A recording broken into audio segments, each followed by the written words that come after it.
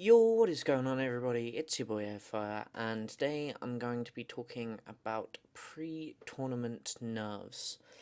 This is actually something that I'm struggling with right at this moment, and that's why I'm making a vlog about it, because I thought, what better time for me to talk about this sort of thing than when I'm actually experiencing it myself, right? So, pre-tournament nerves are probably different for quite a lot of people because they express themselves in different ways, and it can either be really helpful for a person or it can be not so helpful for a person. But I think today we're gonna talk about how they express themselves for me and what I do to deal with them and how what I've learned works for me and what doesn't work for me, and maybe some suggestions on what might help you. So, for those of you who don't know, this weekend is Smash Zilla. It's also Smash Down World, but I decided that I would just go to Zilla. I'm driving the wonderful GP, that VWS GP, up with me, and we're gonna have some games, and it's gonna be really fun. And I'm gonna enter singles. I'm not entering doubles. I was going to be entering doubles when I also had Belittle coming with me. However, he has had to drop out, so no doubles for me this time. I'm really nervous about the tournament, and there's a few reasons for that. One of those reasons being that this is my first tournament where I think that I should be doing well, right? This is the first tournament where I've had two really good tournament experiences with Lucas, and I've made it so that I've been practicing, I've been getting my kill confirms, I've been learning percentages, I've been labbing all of the tech skill that I can, and so really I should be on point, I should be ready to make pro bracket at this point. And that's why I'm really nervous because I've never really been in this situation before where I've thought I should be making bracket. At DGH, I thought I might make bracket just simply because I was in form. I'd done a week of really, really good practice. Um, and the people that were seeded lower than me, it was top four into bracket, and there were six people in the pools. One of the people had never played Smash 4 before. The other one I'd probably played about 6 hours friendlies with during the week. And I should be able to beat them. I knew that I should be able to beat them. It actually turned out that they were actually a really difficult opponent because they stepped up, and we'll talk about stepping up in another vlog. I've got an idea for that, but we'll that's another topic for another time. So yeah, and then DBZ, I thought, yeah, I could make Am bracket. I could beat Ramboss. I could make it into Ams, but I was worried that I wouldn't make it into pros, and that was fine. And I wasn't upset that I didn't make it into pros because I played really well, and I had a really good set versus GP. But this tournament is slightly different.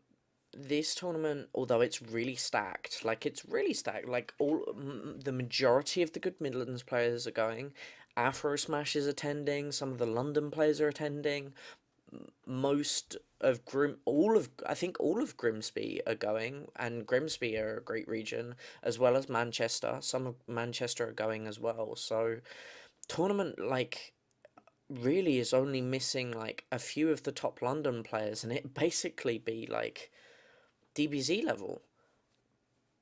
And so I'm really worried that although it's stacked, I expect myself to make pro bracket.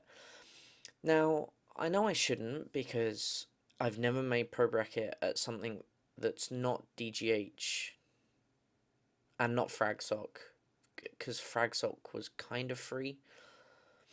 When I went, at least. The Fragsock final was really stacked, I will admit, but I didn't go to that. I only went to Fragsock 3. Yeah, there was 5, right? One, two. Yeah, because I couldn't go to 4 because I was in Essex, and then I couldn't go to 5 because I was in Essex, and I didn't hear about it until Fragsoc 4, Fragsoc 3, I think. I think that's right.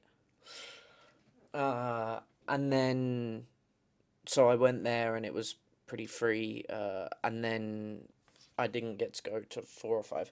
But anyway, so I've never made it into pro bracket somewhere where I haven't been like pretty much guaranteed pro bracket, and so that's slightly worrying me. And so I'm nervous, right? Like, I'm really nervous because there's this expectation on myself for me to do well. And I'm scared about that because what if I don't live up to my own expectations? Am I going to get the same as I was getting when I was playing Cloud? What's going to happen? I'm for me, out of region tournament, and that's really scary.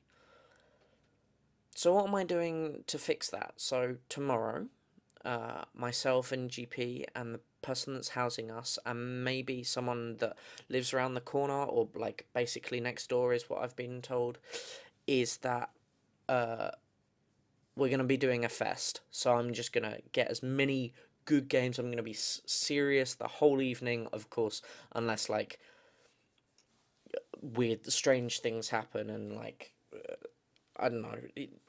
Unless we're intentionally not playing seriously, like even if GP is only playing friendlies, even if he's not playing seriously, I'm gonna play seriously. Even if everything that I do, I'm gonna try as hard as I possibly can, so that on Saturday I am on point. I'm in form. I'm also not drinking any energy drinks. So one thing that I've noticed at tournaments, and this applies less to Melee than it does to Smash 4, I've noticed, is that energy drinks are actually really bad for the way that I play because they get me hyped, right? Like they do their job. They give me that sugar rush, but because they're giving me that sugar rush, I want to go in. And that's not the sort of character that I play. I play the sort of character where you have to sit back, you have to zone, you have to do, and arguably that's what Smash 4 is about. Smash 4 is about sitting back, not letting your opponent in, making sure that you do everything to be as defensive as possible, right? At least that's how I see the game. So I'm not drinking any energy drinks, and I won't be drinking any energy drinks until after Saturday. I'm drinking a lot of water. Staying hydrated is so important. I'm eating like well. I'm not eating McDonald's and stuff like that. Like probably tomorrow I'll probably have a pizza just because it's easier than making like asking the person that's housing me to eat food, to make food, etc., etc. um what else am I doing? I'm only listening to calm music. So one of my favorite artists is O Wonder. Quite a few of you probably heard of them. They do a really fantastic, gorgeous. If people don't know, I'm massively into music. I can't make music, I can't read music, but I love listening to music. And I was in a choir for quite a long time, so I have a relatively decent voice. Um, but yeah, I love music, and one thing that I've learned is how interesting like the psychology of music is, because at DGH6 I went all out with like techniques to keep my neutral game patient. I did the debuzz thing of setting my tag as patience. I listened to Newton Faulkner, who is like a folky country artist, who does loads of cool acoustic things, and where he plays on like the actual body of the guitar rather than playing on the strings. He does some really interesting things with music, but yeah, so I was making sure that everything I did, I was only drinking water. All of these sorts of things were focused on making me calm, and I really do think it increased my performance. Now, other people might find it beneficial to drink energy drinks, but I'm talking about my experience. My experience is that the calmer that I am, and the more relaxed that I am, the better I do in tournament. excuse me. So yeah, music. Music is a big thing for me. I have to keep it calm. I have to make sure that I'm not hyped up, because the more hyped up I am, I'm already hyped at events, right? Like, events are amazing. Events are always incredible. You know, I'm always talking to my, like, people that aren't in the Smash scene of how incredible just being an event is, just like feeling the atmosphere and understanding like how many thought processes are going on every single second. I genuinely think that it's incredible, and I really enjoy that aspect of events. But it means that I'm already like, my heart's racing. You know, when I get home from tournaments, I'm exhausted because my heart, I feel the adrenaline. I genuinely do feel the adrenaline, and that's not because of my social anxiety or because I'm autistic or any of those sorts of things. It's because I feel the energy in the room, and it just like fuels my energy, and because I'm using all of my energy, it pushes my gameplay and it pushes me to be more aggressive, and that's one thing that I have to stop. But I don't think it ever will stop, so I've got to take all of these countermeasures around it so that that one thing can stay persistent. And I'm not sure I want that one thing to change, because that's what I love about events. Anyway, that's a different topic, maybe for a different video. Um, Moving on, we've got other things where, you know, I've talked about food, music, drinking well, the energy of events, the debuzz tactic. And this is something that I've wanted to talk about for a while. The debuzz tactic is, if people don't know, the debuzz tactic is actually insane. Like, it's so good. And here's the reason why. If you see that every time, like, even if you're just, for example, there's a great set from this most recent Monday Meltdown that I recommend everybody goes and watches, which is Silent Doom versus, I think it's Lucretia, right? And Etano Circus is commentating, and it's on Duck Hunt, and Silent Doom has the percent. He might even have a stock up. He might be a stock up, but he grabs the gyro and he goes and sits in the tree. And he just sits in the tree, and he just sits there. He's like, I'm not moving. I don't have to move. I don't have to go anywhere. And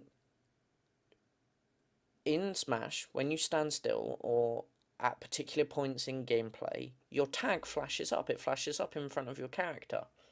Or not in front, but above your character. And this is actually a really important thing for me, because if I just see the word patience, it's I don't want to say a trigger word because that means a different thing nowadays, but it sets off in my head. Like, I see the word patience and I'm like, oh, I'm being too aggressive. Like, let me as the Northeast meme, the from Dan the Man himself, take a step back, analyze the situation, chill out for a bit. And it's really, that's all it takes for me, is just to see that word patience. And then because I know it's there, because I know that that's my tag, it pushes me to go further and do more things. And I think that's great. I think that's a really cool idea. I genuinely think that DeBuzz is a genius for coming up with that. But yeah, that's a little bit about the pre-tournament. I don't know if anyone else gets this, but when I'm thinking about a tournament, I often imagine like my tournament narrative. So I was on commentary with Bowie, and if you can go back and watch the VOD from uh this most recent DBZ, I would, because Bowie said a really interesting thing about tournament narrative and how the tournament progresses and what that means in terms of commentary.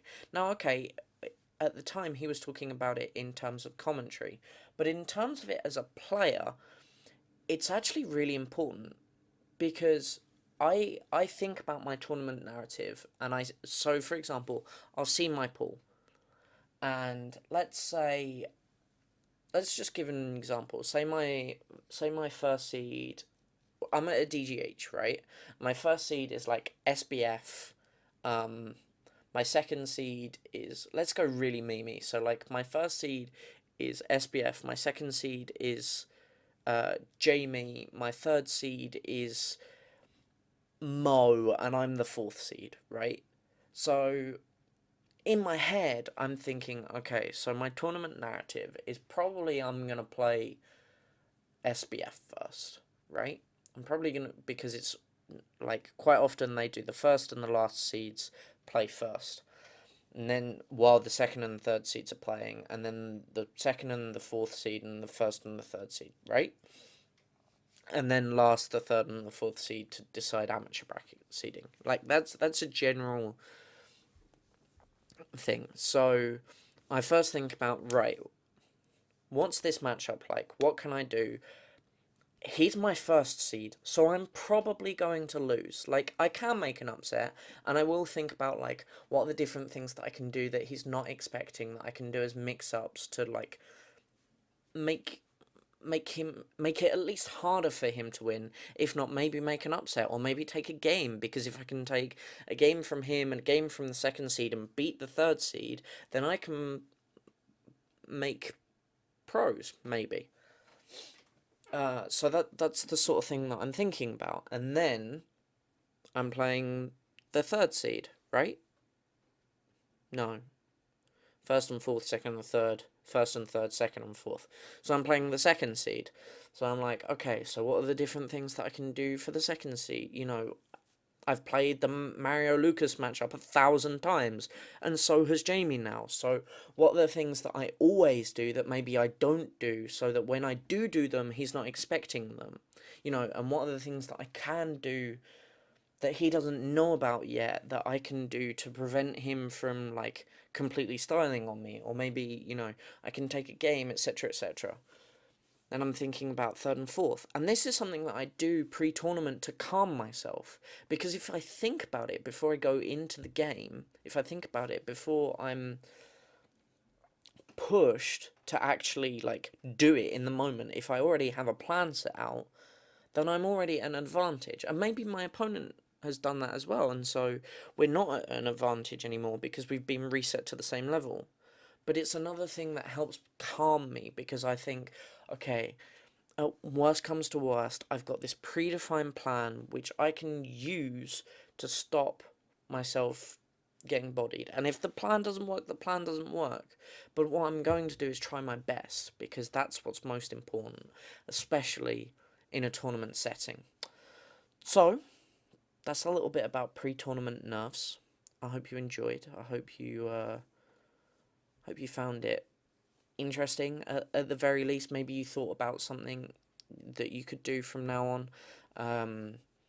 If there's anything that you find really helpful about pre-tournament that you think would benefit me as well, leave a comment or send me a tweet at Airfire21. That would be really great. But yeah, that's going to be it for me today, guys. Relatively long video, but I hope you enjoyed. Hopefully uploading really consistently now. That's what I want to be doing.